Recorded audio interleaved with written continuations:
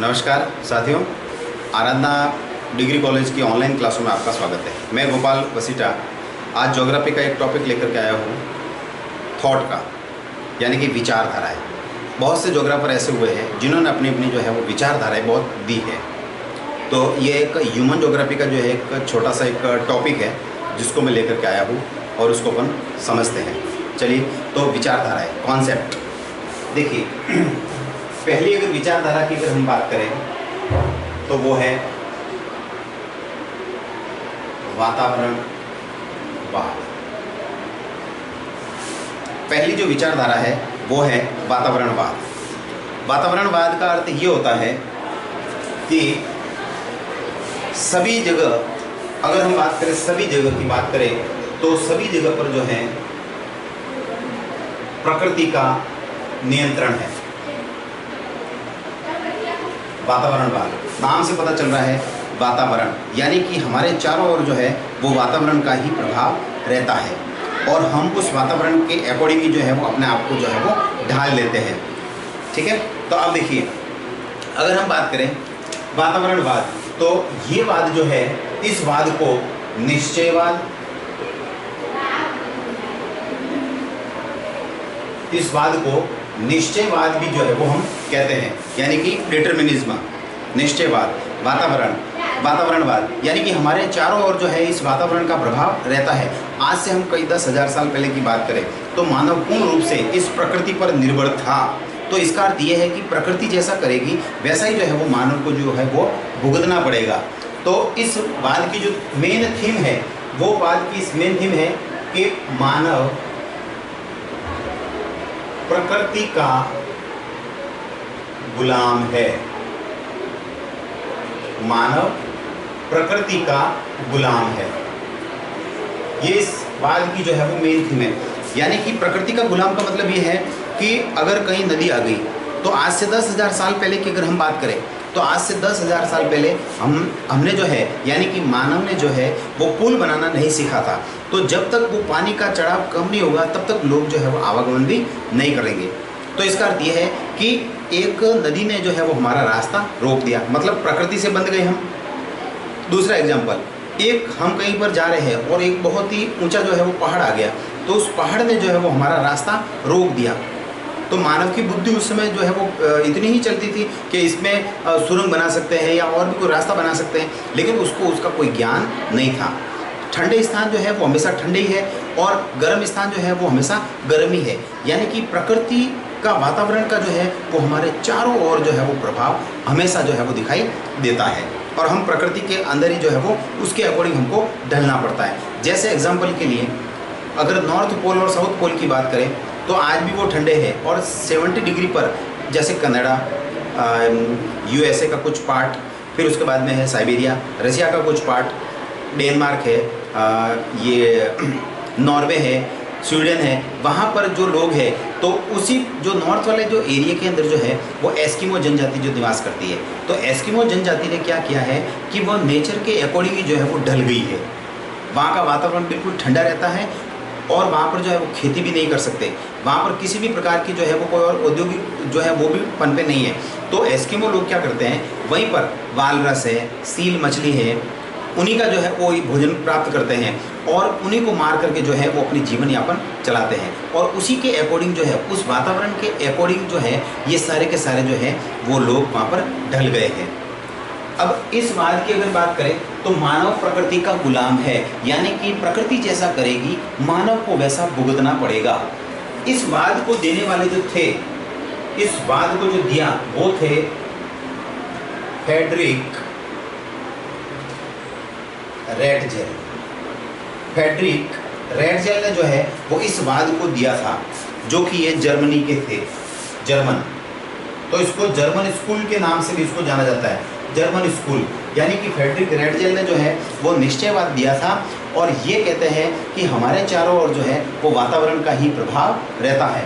इनकी एक बहुत बड़ी पुस्तक, है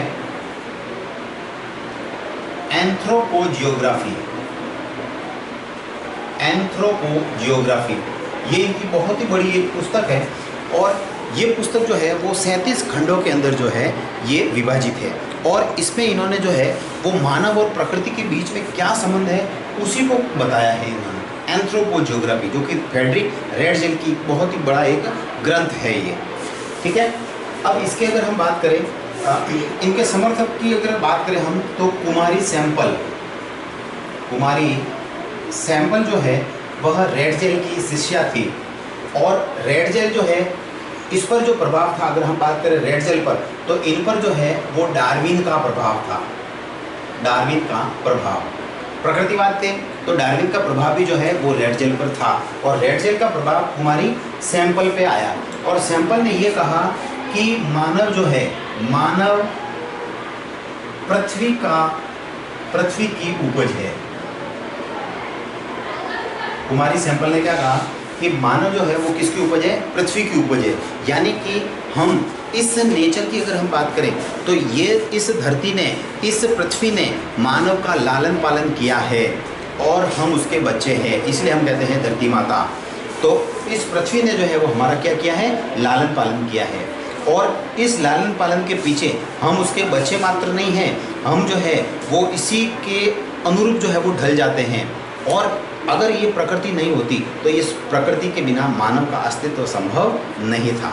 तो इसका अर्थ ये है कि हम जो है वो सभी मानव जाति जो है वो पृथ्वी तल की उपज है, और ये हमारी माता है, और इसने हमारा लालन पालन किया है, ठीक है। इस पृथ्वी ने जो है वो हमारा लालन पालन किया है, और हम इससे डरते ही नहीं है बल्कि इसकी पूजा करते हैं, जैसे जल देवता, अन्न देवता, अग्नि देवता, वायु देवता। इसका अर्थ यह है कि नेचर के अंदर जो है हम रह करके इस सभी पहलुओं को जो हम जानकारी प्राप्त करते हैं, और इनकी हम जो है वो पूजा करते हैं।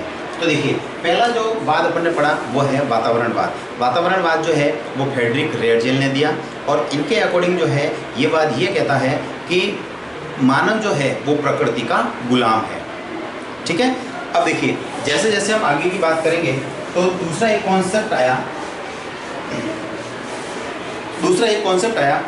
वो कॉन्सेप्ट था संभववाद।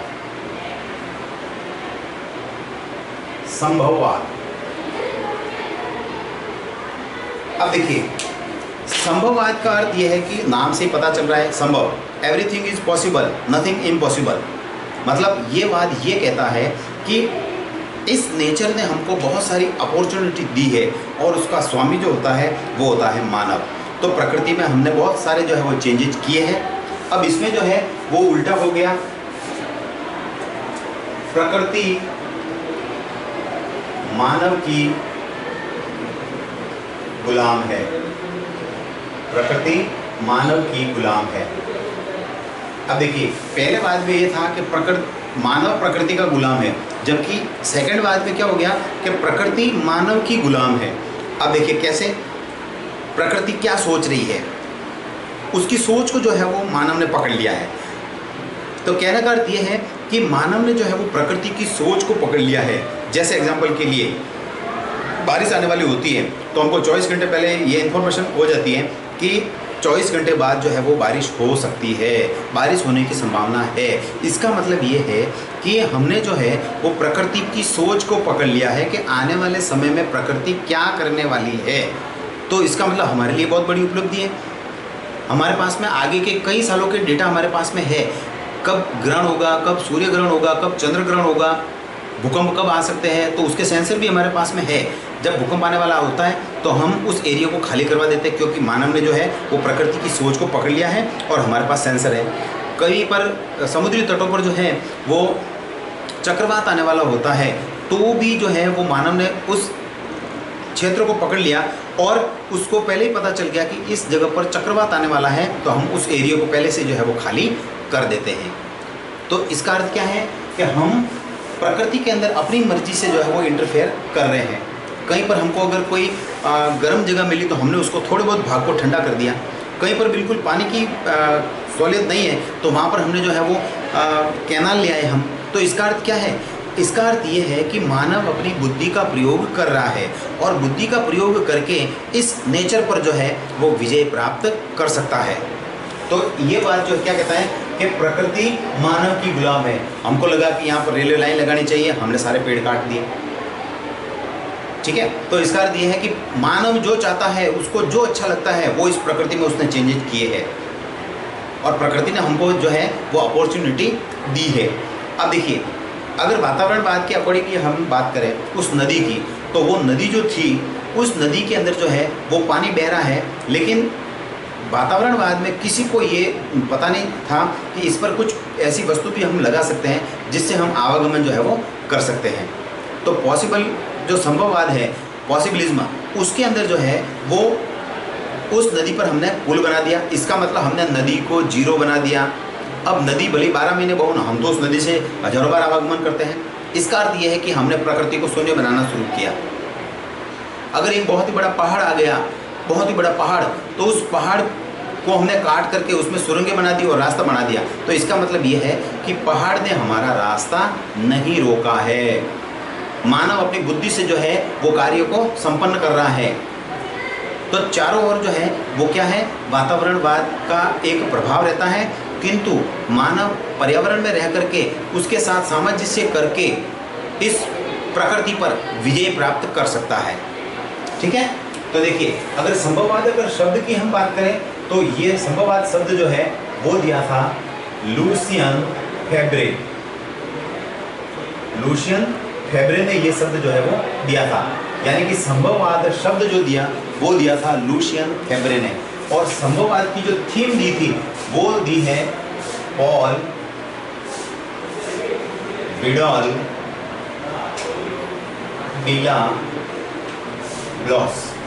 पॉल विडॉल डिला ब्लॉस ने जो है वो इस थीम को दिया था, यानी कि संभववाद शब्द का सर्वप्रथम प्रयोग लुसियन फेब्रे ने किया था, जबकि संभववाद की जो विचारधारा है, ये विचारधारा पॉल विडॉल डिला ब्लॉस ने दी थी, और ये थे फ्रांस के।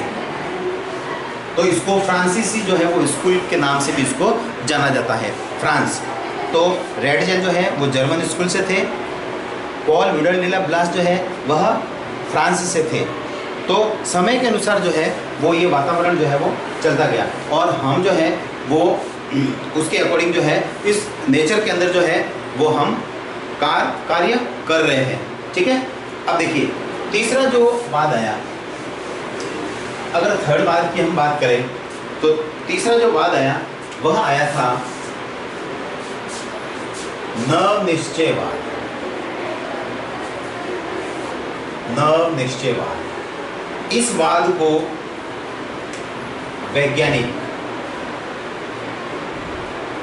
वैज्ञानिकवाद भी कहते हैं। नवनिश्चयवाद यानी कि वातावरणवाद चला गया, उसके बाद जो है वह संभववाद चला गया, और आज की अगर हम बात करें तो ये वाद क्या कहता है कि न तो मानव प्रकृति का गुलाम है और न ही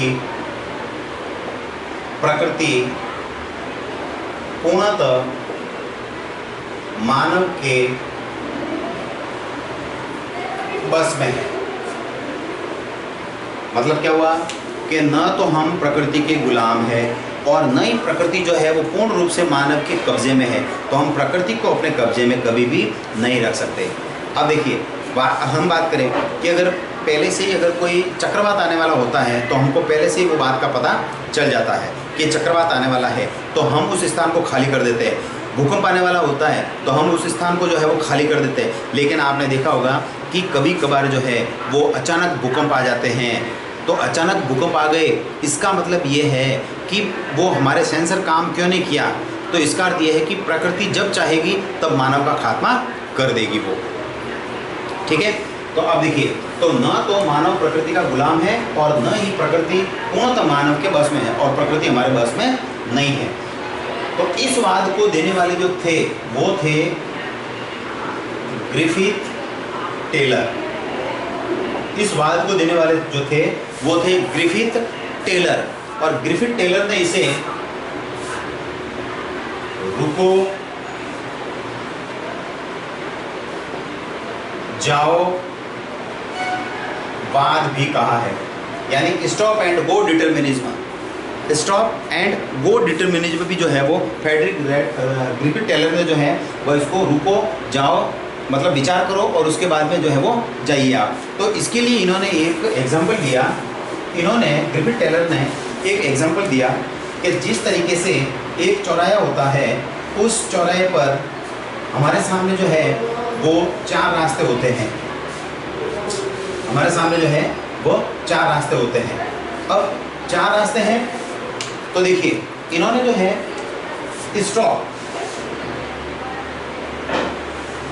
स्टॉप एंड गो की बात करें तो स्टॉप के लिए जो है वो एक रेड बत्ती जो है वो हमारे लिए यूज होती है कि आप उस चौराहे पर लाल बत्ती का संकेत ये है कि आप रुक जाइए। फिर उसके बाद में विचार करो, विचार के लिए जो है हमारे पास में वो है पीली बत्ती। पीली बत्ती हमको क्या संकेत देती है कि आप विचार कर लो, आपको क्या करना है इस प्रकृति के अंदर, और फिर जाओ। तो जाओ का मतलब है कि हरी बत्ती, यानी कि हरी लाइट, ग्रीन लाइट जो है वो क्या करती है, हमको जाने का संकेत देती है कि हमारे पास में 3 विकल्प हैं और आप स्वतंत्र है बिल्कुल, आप इस प्रकृति में सोच समझ करके कोई भी कार्य को संपन्न करें ताकि किसी भी प्रकार से पर्यावरण को भी कोई नुकसान नहीं हो। तो इस बात को जो है स्टॉप एंड गो डिटर्मिनिज्म भी कहते हैं, ठीक है। यानी कि स्टॉप रुकने, लाल बत्ती जो है वो रुकने का संकेत देती है, विचार करो, पीली बत्ती जो है वो हमको जो है विचार करने का संकेत देती है, और हरी बत्ती हमको क्या कहती है कि आप स्वतंत्र हैं, आप जाइए, इस प्रकृति में अपने अनुसार जो है वो आप कार्यों को संपन्न कर सकते हैं, ठीक है। तो हमने जो है वो आज 3 कॉन्सेप्ट पढ़े, वातावरणवाद, संभववाद और दम निश्चयवाद। वातावरणवाद फ्रेडरिक रेटजेल ने दिया, जो कि क्या कहते हैं कि मानव प्रकृति का गुलाम है। दूसरा वाद आया संभववाद। संभववाद क्या कहता है कि प्रकृति मानव की गुलाम है, मतलब बहुत सारे आविष्कार कर रहा है, इस प्रकृति में चेंज कर रहा है और प्रकृति को वो अपने कब्जे में ले रहा है, ठीक है। और ये दिया था पॉल विडोलिडीला ब्लॉस ने। और फिर तीसरा जो वाद आया नव निश्चयवाद, जिसे स्टॉप एंड गो डिटर्मिनिज्म भी कहते हैं। ये वैज्ञानिक वाद है जो आज चल रहा है। तो प्रकृति हमारे बस में थोड़ी है, पूर्ण रूप से हमने प्रकृति को पूर्ण रूप से जो है बस में थोड़ी किया है, और मानव भी जो है वो प्रकृति का गुलाम नहीं है, क्योंकि मानव अपने सहूलियत के अनुसार जो है इस प्रकृति के अंदर बहुत सारे चेंजेस जो है वो कर रहा है, ठीक है। तो नेक्स्ट टॉपिक जो होगा उसके अंदर हम आपको इसके आगे के कॉन्सेप्ट जो है वो समझाएंगे। धन्यवाद।